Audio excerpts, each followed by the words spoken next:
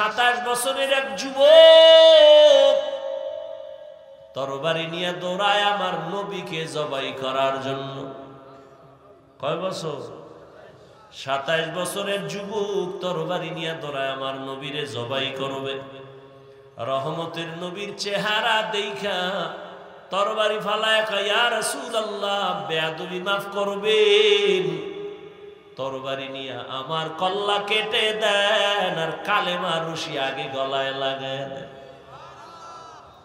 রহমতের নবী কয়, রে যুবক, আমার হাতে হাতটা লাগাও।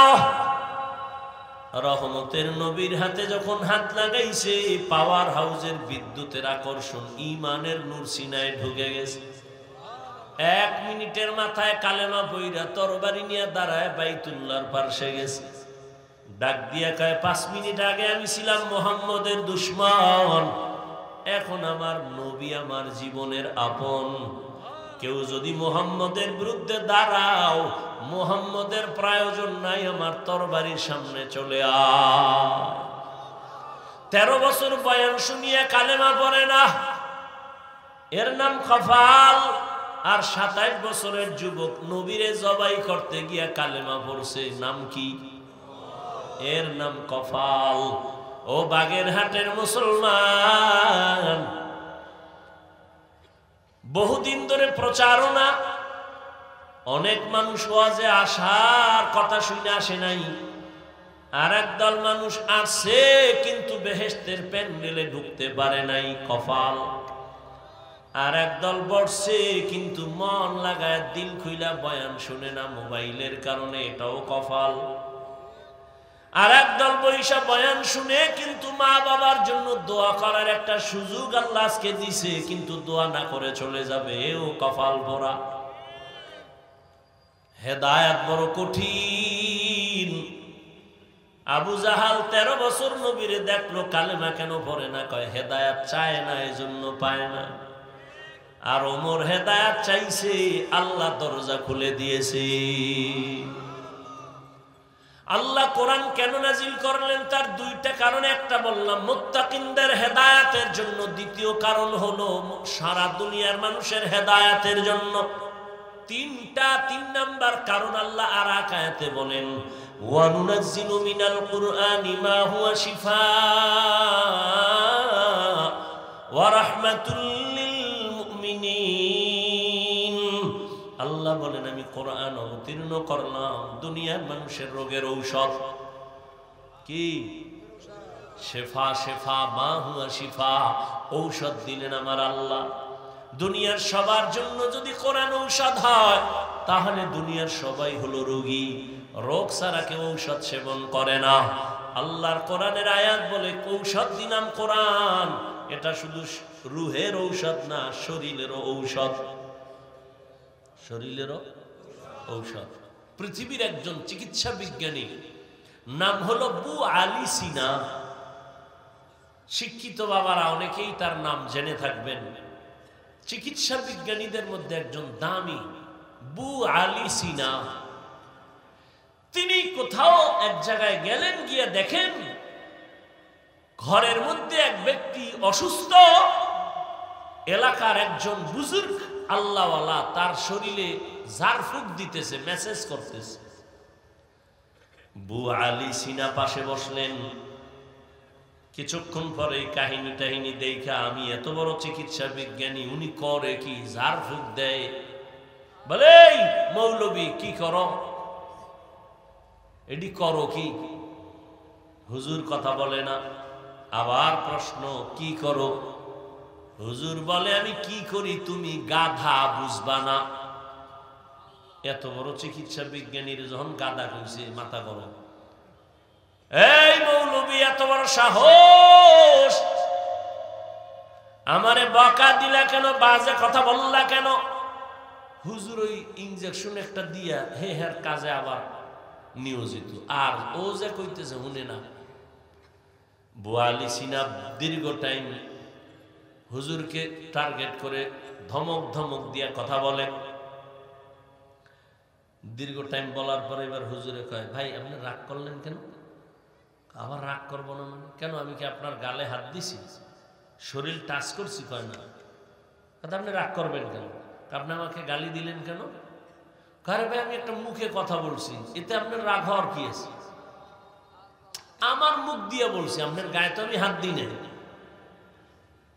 এতে আপনার কলিজা পুইরা যদি ছাই হয়, তাহলে আমার জবান লড়ায় যদি আল্লাহর কোরআনের আয়াত পড়ে পড়ে পড়ে পড়ে এই বান্দার শরীরে ফু দেই, সেখানে কেন অ্যাকশন হবে না?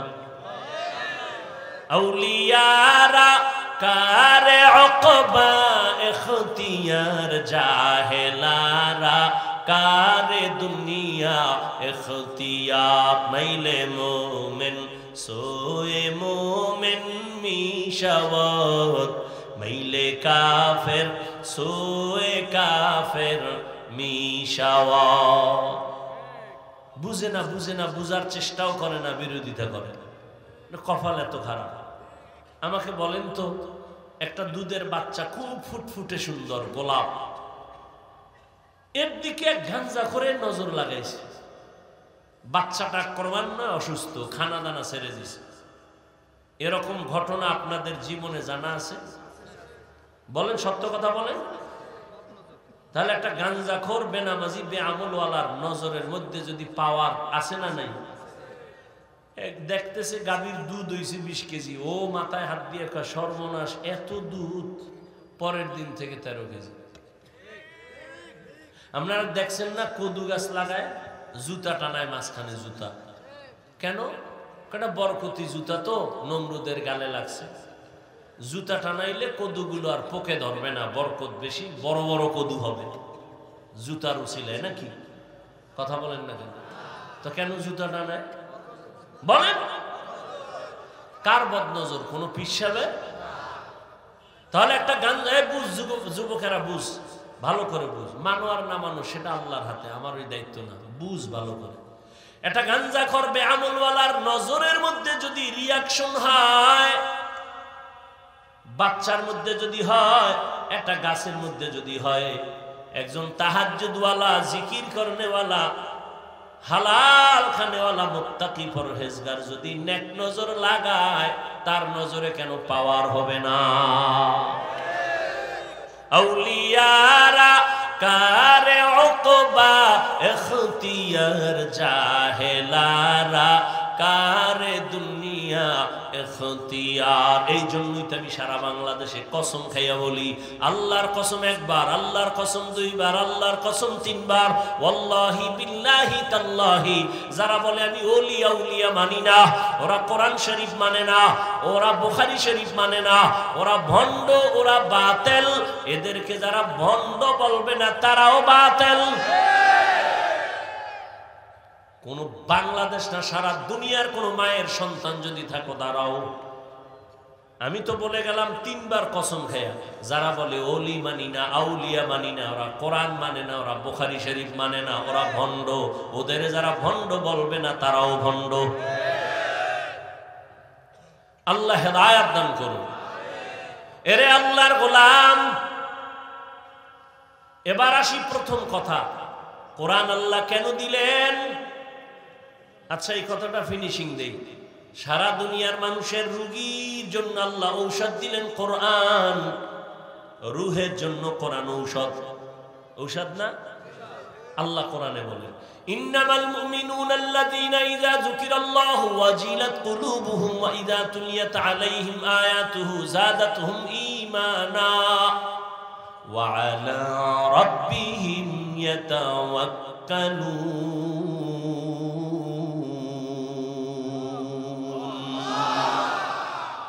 আল্লাহ বলেন, আমার কোরআন কেমন ঔষধ?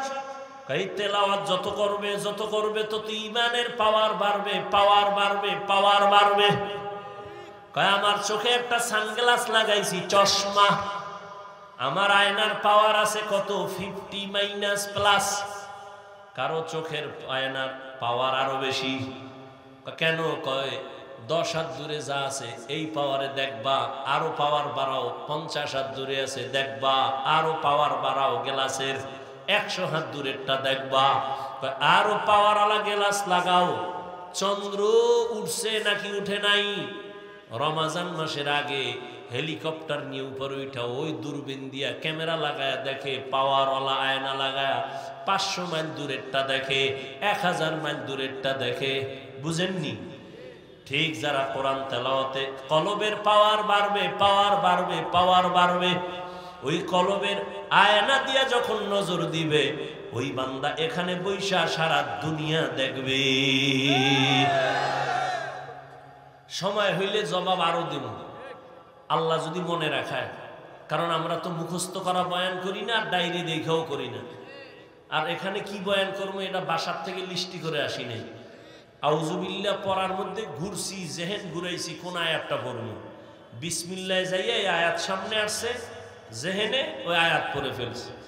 এখন এই আয়াত দিয়া 1000 জায়গায় বয়ান করছি, এই কথা আসে না ওই সমস্ত জায়গায়। এখানে এই আয়াত অনুযায়ী যে কথা আসতেছে, আল্লাহ বের করতেছে। মুখস্থ করে কথা বলা যায় না, সব আল্লাহর কুদরত। আমার কোনো হেডম নাই, আর আমি বান্দারতে এমনি এলেম আমল কিচ্ছু নেই। এটা তোমার ফেসবুকে লেখা লাগবে কেন? তুমি বলবা কেন? আমি তো বলি আমার এলেমও নাই, আমলও নাই, তবে আমার একটা পুঁজি আছে যেটা তোর 14 গোষ্ঠীর নেই। সেটা হলো আমার মা বাবার চোখের পানি আর খাঁটি আল্লাহওয়ালাদের নেক দোয়া। এটা তোর 14 গোষ্ঠীর মধ্যে নাই। এইরকম আল্লাহওয়ালার দোয়া পাইয়া বাংলাদেশে নয় সারা বিশ্বের নাম করে গেছিলেন তোমাগো এই অঞ্চলের কিংবদন্তি ইসলামের স্কলার আল্লামা দিলাওয়ার হোসেন সাইদি রাহমাতুল্লাহ। কেউ জানে না বাংলাদেশে, সবগুলো অন্ধভক্ত। আমরা যা জানি তোমরা কিচ্ছু জানো না। দিলাওয়ার হোসেন সাইদির বয়ান আমাদের কওমি আলেমরা মোহব্বত করে, আলিয়াওয়ালারা মোহব্বত করে। তার বয়ানের মধ্যে একটা রূহ ছিল। কিয়ামতের বয়ান করছে সাইদি সাহেব, পাগলের মতো হয়ে গেছে চট্টগ্রামের ময়দানে। এটি এমনি হয় না, বুঝো। আল্লাহওয়ালার দোয়া পাইছিলেন। আর সে যেখানে লেখাপড়া করছে ও তো আল্লাহর ওলিদের মার্কাজ ছাড়ছি না কি? তোমার খবর আছে? তুমি এনবে মোজ বড় কইরা দাড়ি কাইটা ফতুয়া দাও, ওলি মানি না, আউলিয়া মানি না। তোর মতো গাঞ্জা করে না মানলে কি আসবে যাবে?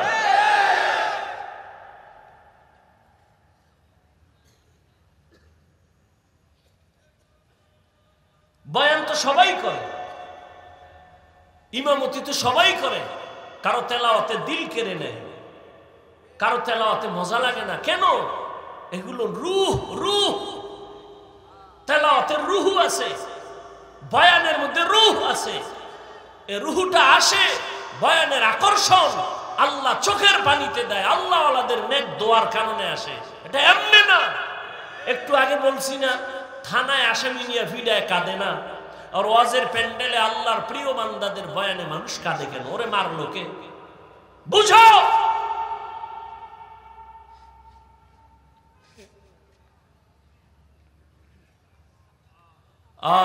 আল্লাহ হেদায়েত দান করুন। কোরআনের তেলাওয়াত বাড়বে তো ঈমানের পাওয়ার বেড়ে যাবে। দুনিয়ার সব মানুষ হলো রোগী, ঔষধ হলো কোরআন। প্রশ্ন, কেন রোগী? আমার জবাব হলো তাদের ঈমান নাই, এজন্য রোগী। ঔষধ হলো কোরআন। প্রশ্ন হবে, হাফিজ ভাই, যার ঈমান নাই সে রোগী, কিন্তু যে ঈমানওয়ালা সেও কি রোগী? আমি বলি হ্যাঁ, সেও রোগী। কেন? তার আমল নাই। ঔষধ হলো কোরআন। প্রশ্ন হলো, যার আমল আছে সে কি রোগী? আমি বলবো হ্যাঁ রোগী। কেন? বলে আমল আছে, তাকওয়া নাই। ঔষধ কি? কোরআন। এজন্যই তো আল্লাহ বলছেন, আমার কাছে হুজুর টুজুর বুঝি না, কে বড় দামি। ইন্না আকরামাকুম ইনদাল্লাহি আতকাকুম। আমার কাছে দামি ওই ব্যক্তি যার মধ্যে থাকবে তাকওয়া, আল্লাহর ভয়। এবার আসি প্রথম আয়াত আমার তেলাওয়াতকৃত, হুদাল্লিল মুত্তাকিন। আল্লাহ বলেন, আমি মুত্তাকিনদের হেদায়েতের জন্য কোরআন দিলাম। ধৈর্য হবে?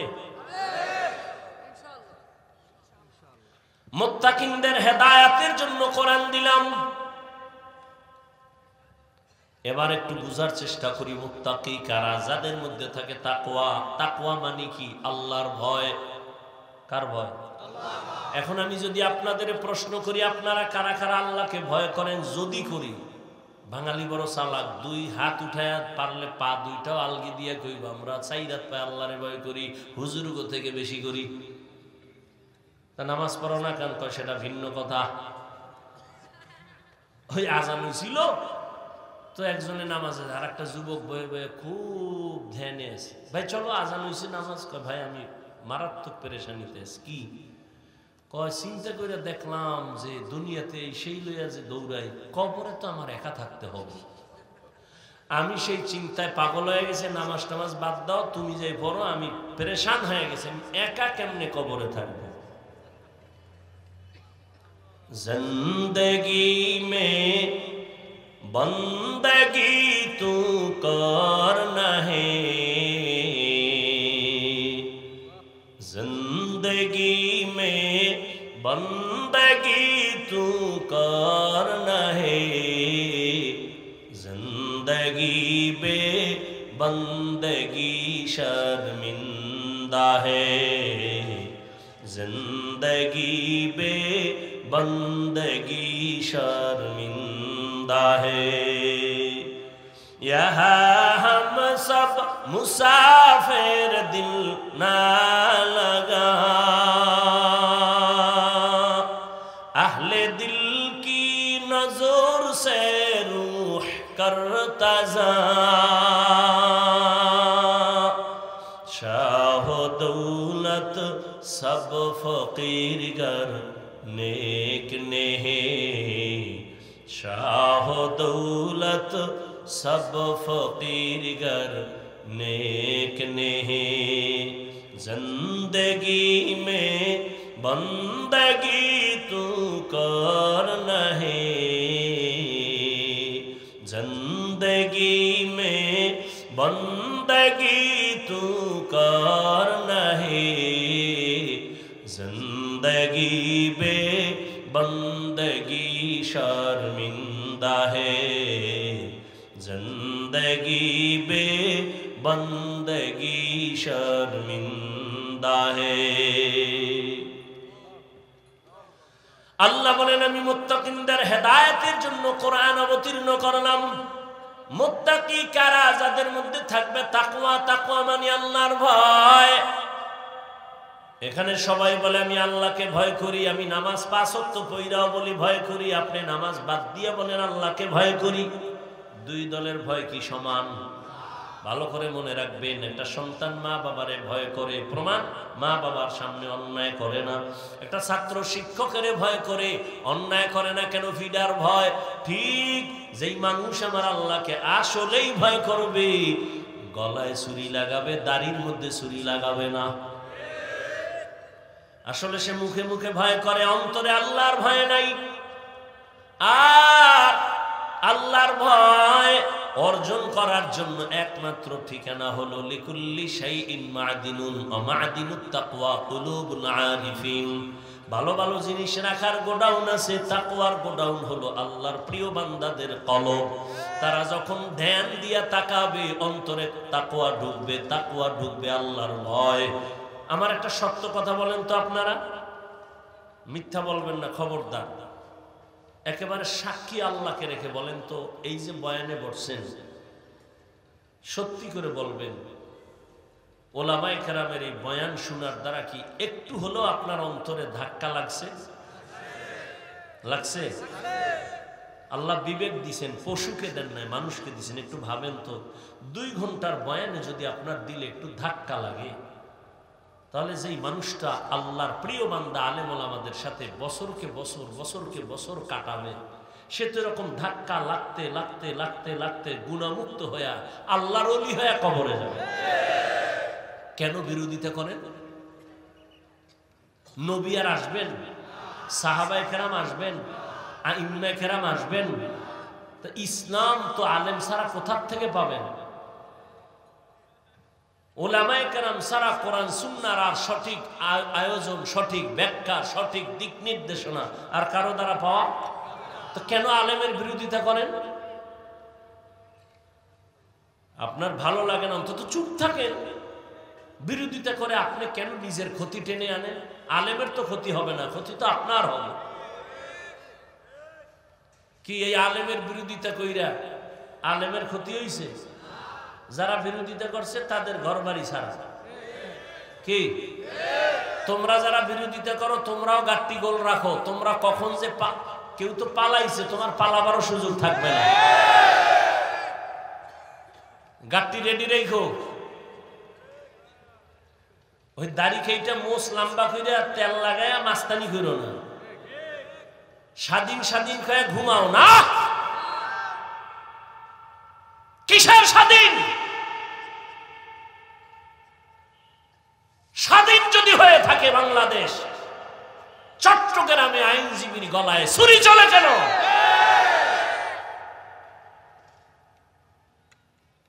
মুসলমানের স্বাধীন ওই দিন যেদিন ইসলামের স্বাধীন হবে। স্বাধীন বলে নাকে তেল লাগায় ঘুমাবি স্বাধীন যেদিন দেশের প্রত্যেকটা মসজিদ আর মাদ্রাসার কমিটির মধ্যে সুদখোর বেনামাজি থাকবে না যেদিন। কিসের স্বাধীন?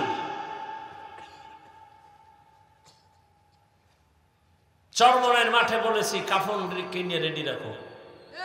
মুসলমানের আন্দোলন একবার নয়, বারবার। জালেমের বিরুদ্ধে আবার আন্দোলন করতে হবে, রেডি থাকো। আজকেও শুনলাম ঢাকাতে মানববন্ধন করতেছে। এত এত কিছুর পরেও শিক্ষার মধ্যে সেই সমকামিতা, ট্রান্সজেন্ডার নিয়ে এখন আমাদের আলেমরা নামছে আবার মানববন্ধন করে। তুমি স্বাধীন স্বাধীন করে নাক টানে ঘুমাও।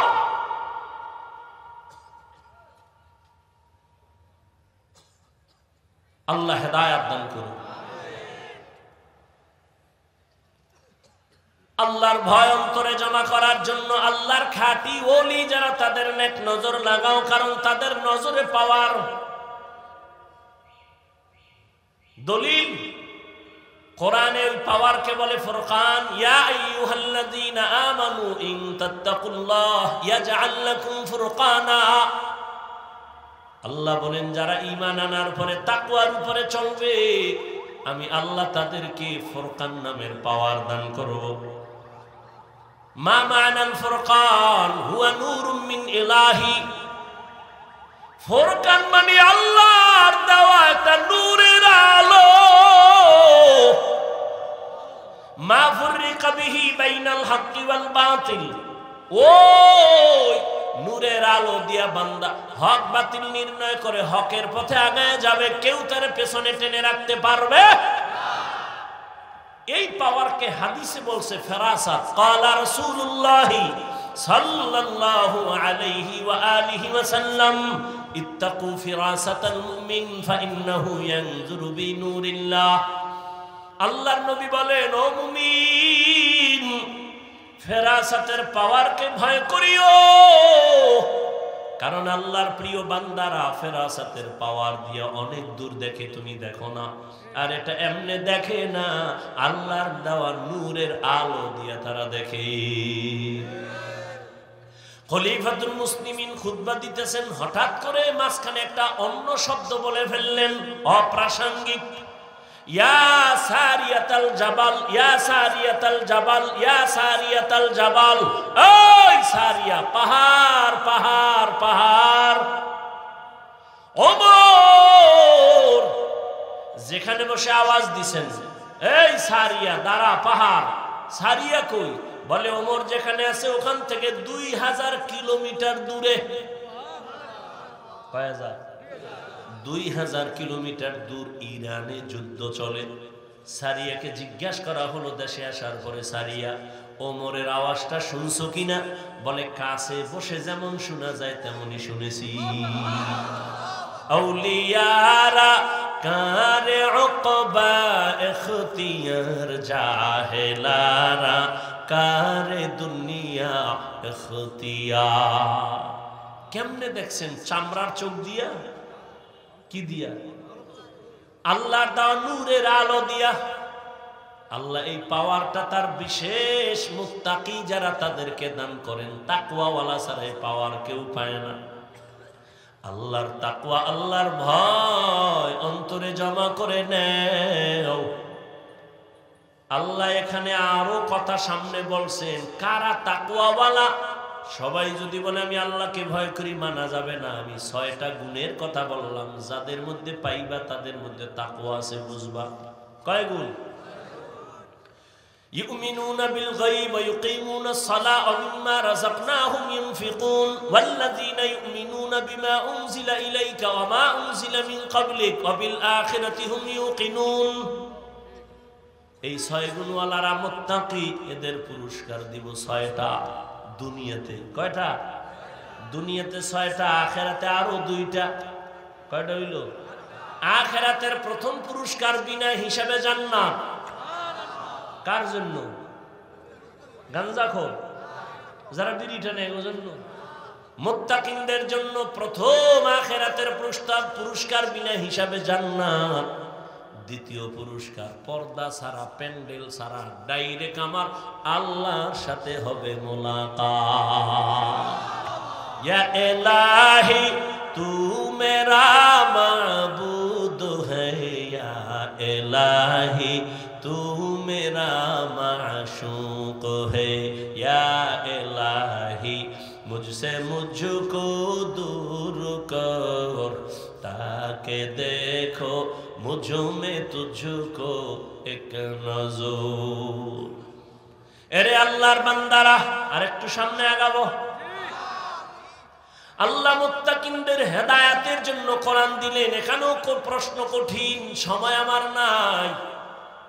মুত্তাকিনরা কারা? এতক্ষণ আলোচনায় কি বুঝলেন? মুত্তাকি কারা? যারা আল্লাহকে ভয় করে। আল্লাহকে ভয় করা মানে গুনাহ করবে? করবে না। এবার আমাকে একটু বলবেন, খুব ব্রেন খাটাইয়া, যারা বুঝবেন না তারা চুপ করবেন। বলেন মুত্তাকি কারা? যারা গুনাহ ইচ্ছা করে করে না। ঠিক তো? তা যে ব্যক্তি গুনাহ করে না সে হেদায়েতের উপরে আছে না? তা হেদায়েতের উপরে আছে বিদায় তার নাম কি হইছে? মুত্তাকি। বুঝেন নাই? তাহলে মুত্তাকি কে? যে হেদায়েতের উপরে আছে। আল্লাহ কি বললেন? হুদাল্লিল মুত্তাকিনদের হেদায়েত দিবে কোরআন। আরে মুত্তাকিন তো ওই ব্যক্তি যে হেদায়েতের উপরে আছে, তারে আবার কিসের হেদায়েত করবে কোরআন? কোরআন তাহলে এটা ডবল হইল না? মুত্তাকি তো ওই ব্যক্তি যে হেদায়েতের উপরেই আছে। আল্লাহ কেন বলেন মুত্তাকিনদের হেদায়েত দিবে কোরআন? মুত্তাকিন তো হেদায়েতের উপরে আছে, এই জন্যই তো সে মুত্তাকি। আবার ডবল ভাবে কেন আল্লাহ বললেন হুদাল্লিল মুত্তাকিন? মুত্তাকিনদের জন্য কোরআন হেদায়েত। তার 2টা জবাব। 1 নাম্বার, ও তাকওয়াওয়ালা, তুমি যারা গুনাহ করো না, তুমি যে হেদায়েতের উপরে আছো, ভয় ভয় ভয় কখন জানি আবার লাইন থেকে ছিটকে পড়ে যাও। এরকম ঘটনা কি নাই? ভালো ভালো আল্লাহর বান্দারা, এলেমের অভাব নাই, কিন্তু হঠাৎ করে লাইন থেকে লাইনচ্যুত হয়ে গেছে। ঘটনা বলার সময় আমার নাই। আল্লাহ কয় 1 নাম্বার জবাব হলো মুত্তাকিনদের হেদায়েত মানি তুই পইরা যাবি না, এমন ব্যবস্থা আমি কইরা দিব। মুত্তাকি যদি মজবুত হয়ে চলো, আমি কোরআন ধরে রাখ, সুন্নতে নববী ধরে রাখ, আমি আল্লাহ তোরে হেদায়েতের উপরে ধরে রাখার ব্যবস্থা করব, পড়ে যাবি না। এর নাম হলো ইস্তেকামাত। কি নাম? আল ইস্তেকামাতু খায়রুম মিন আলফি কারামাহ।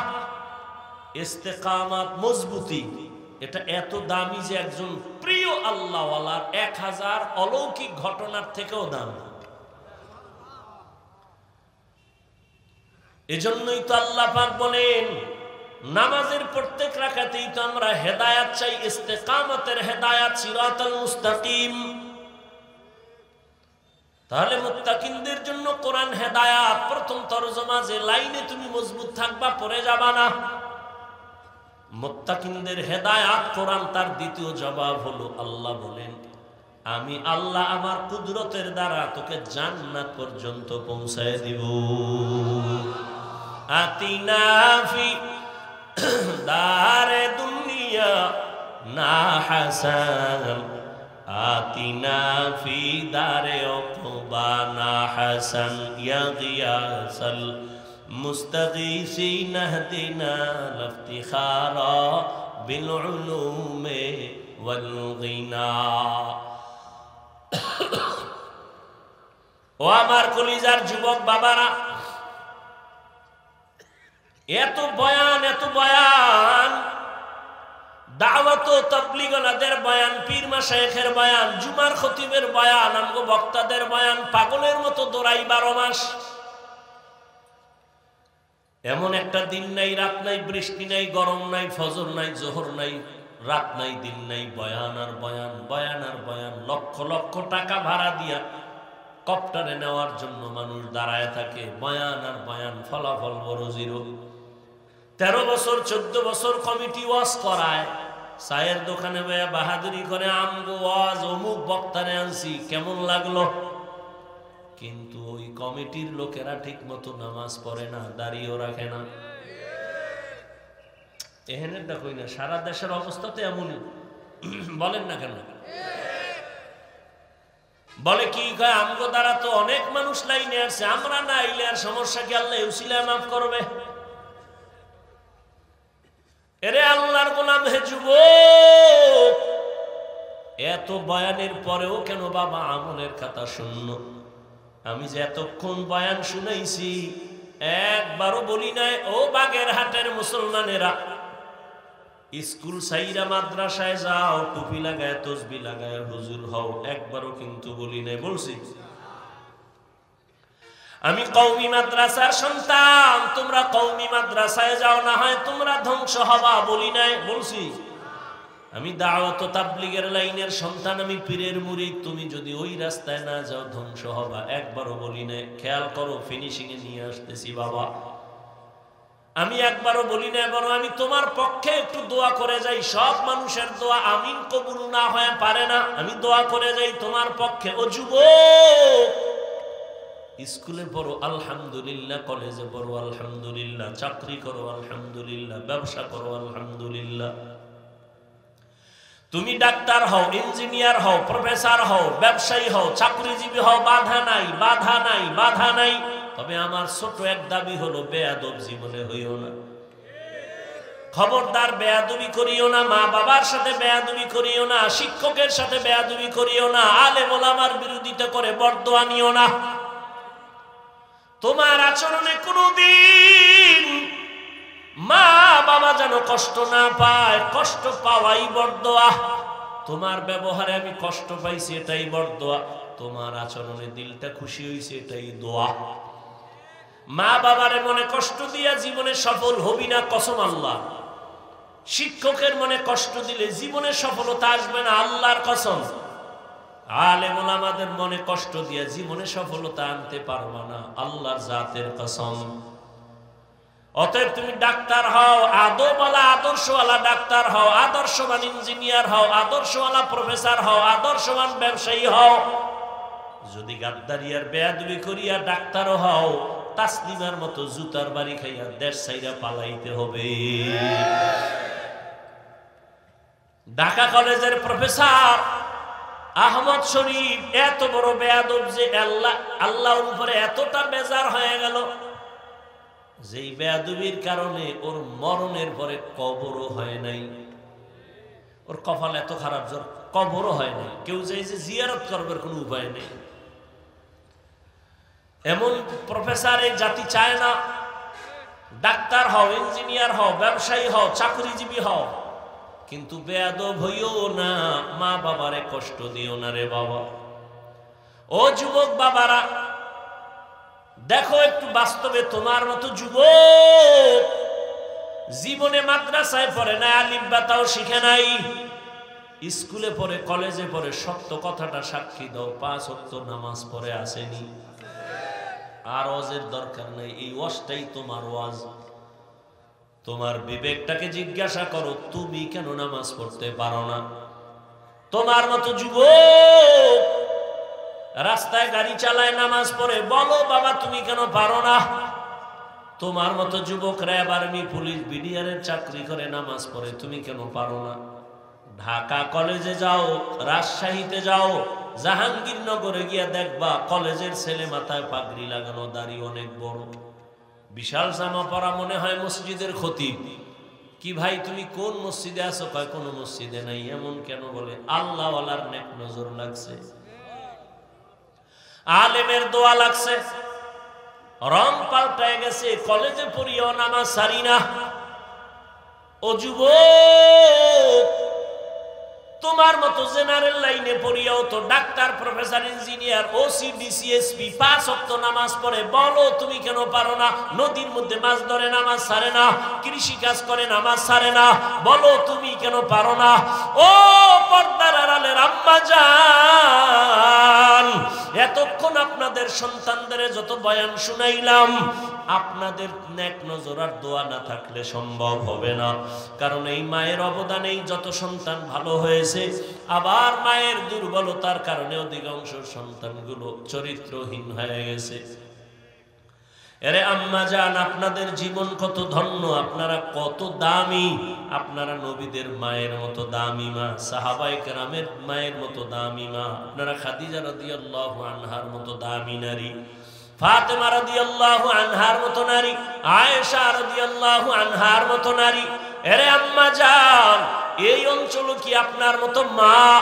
এমন কি কোনো মা নাই যে পর্দা করে, স্বামীর মাল হেফাজত করে, বেপর্দায় চলে না, নামাজ ছাড়ে না, মোবাইলে চরিত্র বিক্রি করে না? এমন মা কি নাই? ও মা, আপনি কি পারবেন না?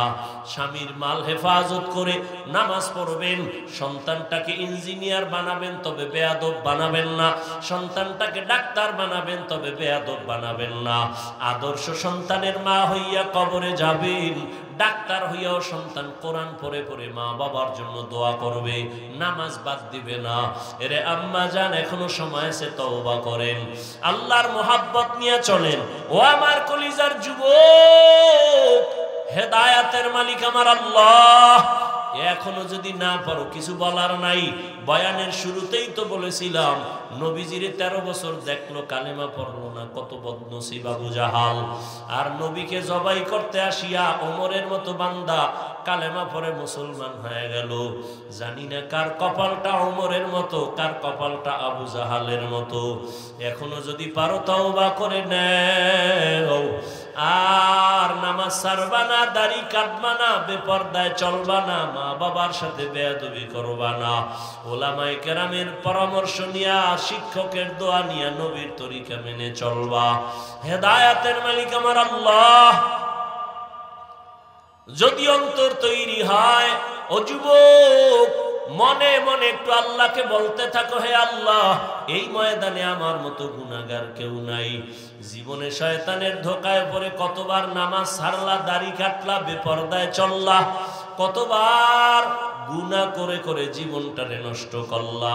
ও যুবক বাবা, তোমার পায়ে হাত রেখে একটু জিজ্ঞাসা করি, জীবনে তো রাতের বেলা মোবাইলে গুনাহ কম দেখো নাই, আর কত রাত্র গুনাহ দেখিয়া তওবা করবা, মনের আশা মিটবে? জীবনে তো কম দাড়ি কাটো নাই, কার পিছনে ঘুরে দাড়ি কাটছো কি পাওয়ার আশায়? যার পিছনে ঘুরো সে তোমার আপন না, স্বার্থে আঘাত লাগলে কল্লা পর্যন্ত কেটে ফেলবে, মোবাইল বন্ধ করে রাখবে। এমন কারো পিছনে গিয়ে আমার মাওলার বিরোধিতা করিও না, নবীর তরিকার বাইরে চলিও না। জীবনে যা ভুল করেছো, মনে মনে আল্লাহর কাছে ক্ষমা চাও, আর বলো, হে মালিক, জীবনে কত নামাজ ছাড়লাম, দাড়ি কাটলাম, বেপরদায় চললাম, আজকে থেকে তওবা করে নিলাম। জীবনে মরি আর বাঁচি আর নামাজ ছাড়বো না, দাড়ি কাটবো না, বেপরদায় চলবো না, মা বাবার বরদোয়া নিব না, শিক্ষকের বরদোয়া নিব না, উলামায়ে কেরামের দোয়া নিয়া তরিকা, নবীর তরিকা মেনে চলবো।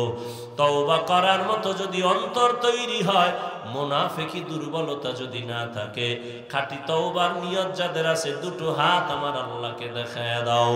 আয় আল্লাহ, হাতগুলো কবুল করে নেন, তওবা কবুল করে নেন, তওবার উপরে মজবুত হইয়া চলার মতো তৌফিক দান করেন, আমিন। আলহামদুলিল্লাহি রাব্বিল আলামিন।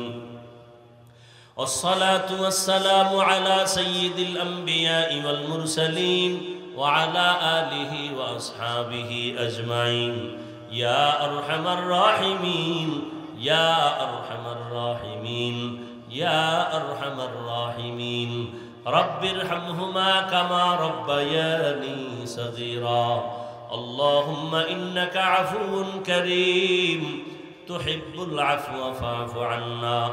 اللهم إنا نسألك رضاك والجنة ونعوذ بك من سخطك والنار. اللهم إنا نعوذ بك من البرص والجنون والجذام وسيء الأسقام. ও দয়ার মালিক, গুনার বোঝা মাথায় নিয়ে আপনার দরওয়াজায় হাজির হয়ে গেল। ওলামায়ে কেরাম, মুরব্বী, হাজী সাহেব, ব্যবসায়ী, চাকরিজীবী, যুবক, ছাত্র, পর্দার আড়ালের মা বোনেরা হাত তুলেছেন। তওবার নিয়তে হাত তুলেছি, আর গুনাহ করব না, আর নাফরমানি করব না।